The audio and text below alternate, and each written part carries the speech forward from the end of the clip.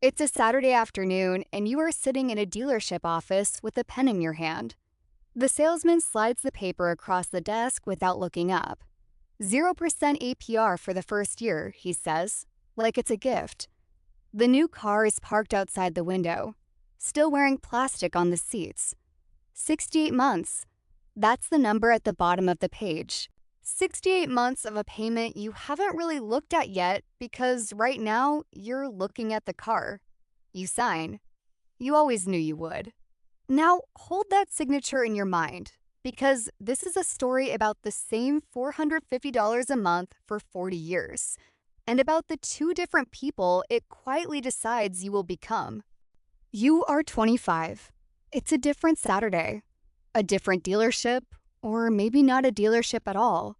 A driveway, a classified ad, a certified used car with 40,000 miles on it, and a service history you actually read. You pay it off in 18 months instead of stretching it into 6 years.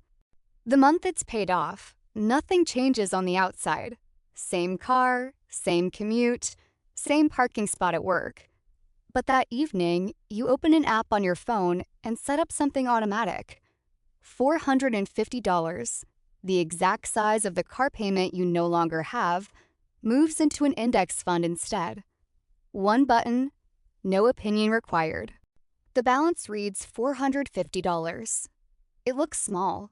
It looks like nothing next to the car outside your window, still smelling faintly of someone else's cigarettes. You feel slightly foolish, like a man calling a single brick a house. There was no test drive, no new car smell, no salesman shaking your hand. There was just $450 sitting quietly in something that owns a sliver of every large company on Earth. You do it again next month, and the month after. You are 26, a full year in. The balance reads about $5,600. You put in $5,400 of your own money. The market added the rest while you slept. $200. A number so small it's almost a joke next to what your coworker just spent on his down payment. He got the new model this year, the one with the screen that takes up half the dashboard. He asks what you're driving these days. You tell him, same one from last year. He laughs, not unkindly, just honestly. Man, you could at least treat yourself, he says. Life's short. He's not wrong that life is short. He's just measuring the wrong thing. You are 28, 3 years in.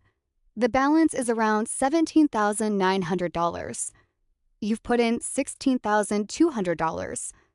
Your tires are wearing thin, and the dealership 2 blocks from your apartment has a banner out front. The same one it always has, promising 0% for qualified buyers. You sit in the lot on your lunch break, not planning to buy anything, just looking. A salesman notices you looking. You could be in something new by Friday, he says. You do the math instead of listening to him. New tires cost $400. A new loan costs $450 a month for the next 6 years. You buy the tires, you walk back to work.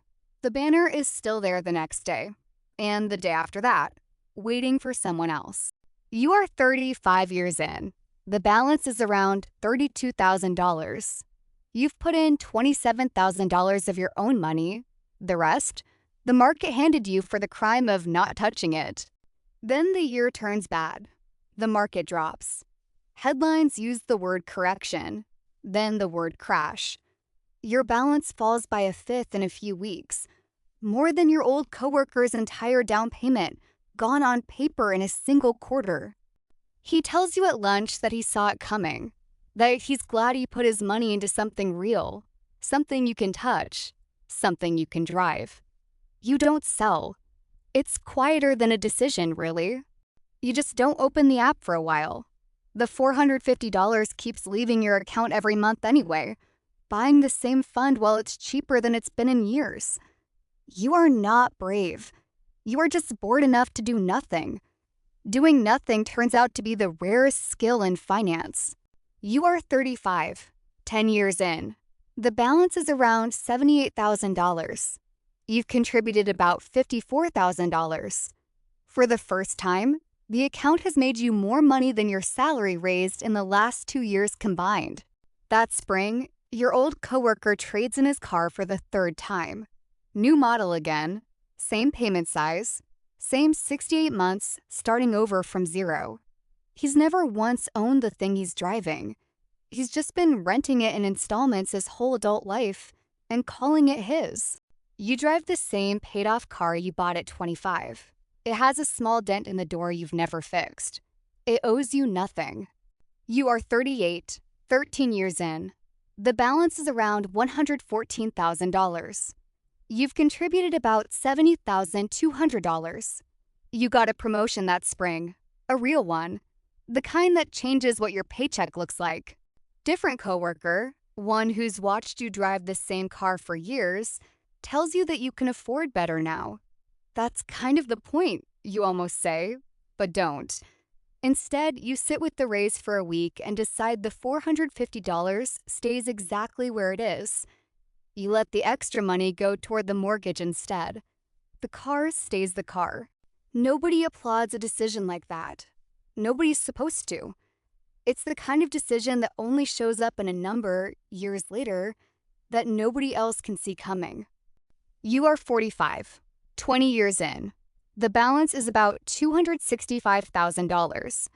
You've put in $108,000 across 2 decades, $450 at a time. The account has more than doubled it on its own. Something strange is true now. The money the market gives you in a good year is starting to rival your entire annual contribution. The account has quietly started working a second job you never assigned it. A coworker, a different one this time, gets laid off that winter. He has a car payment, a lease he can't get out of early, and nothing behind him. You have a number you've never touched and never planned to touch, sitting in the background like a wall nobody can see. You don't mention it. You just quietly pick up the check at lunch. You are 55, 30 years in. The balance is around $780,000. You've contributed about $162,000 total. The other $618,000 was never money you earned an hour for. It was time, and you simply let time have the room to do its work. You go to a reunion that summer. Someone pulls up in a car that costs more than most people make in a year. Least, of course. Your old coworker is there too. The one who laughed at your $200 back when you were 26. He's on his 8th or 9th car by now, if you're counting, which he isn't. He asks, half joking, if you ever did anything with that little app. You tell him you stuck with it. He asks how much is in there now. You tell him. The table goes quiet in a way you didn't ask for and don't particularly enjoy. You change the subject. You are 60, 35 years in. The balance is around $1.1 million. You've contributed about $189,000. Your company offers early retirement packages that year to people 10 years younger than you. People who took the buyout because they had no other choice, because there was nothing behind them either. You don't need the package. You could leave on your own terms whenever you decide to, which is a sentence almost nobody at your office can say out loud. You don't say it out loud yourself. You just drive home in the same kind of car you've always driven, and for the first time, you let yourself wonder what retirement will actually feel like. Not as a cliff, but as a door you already have the key to. You are 65, 40 years from the Saturday you didn't stretch a car loan into 6 years. The balance is about $1.57 million. Sit with the breakdown because it's the whole story in 3 numbers. Of that $1.57 million, the amount you actually contributed, $450 a month in place of a car payment for 4 decades, is $216,000. The other $1.35 million is growth, money you never worked an hour for, never noticed leaving, never watched arrive. You did not get lucky. You did not pick a winner. You did not time anything. You simply refused to let a car payment restart every 4 years and let the difference sit in the most boring possible place for the longest possible time. That's the entire mechanism. There is no second secret. Your old coworker retires the same year you do. Same job, roughly the same salary the whole way through. Add up every car payment he made across 40 years. 9 or 10 cars, financed every time. Trading in the moment the new cars smell faded, and it comes out to almost exactly $216,000. The exact same money you invested. He drove it, you held it. You stood at the same dealership counter on different Saturdays for 40 years. He has a driveway full of memories and a car note he's still paying at 65.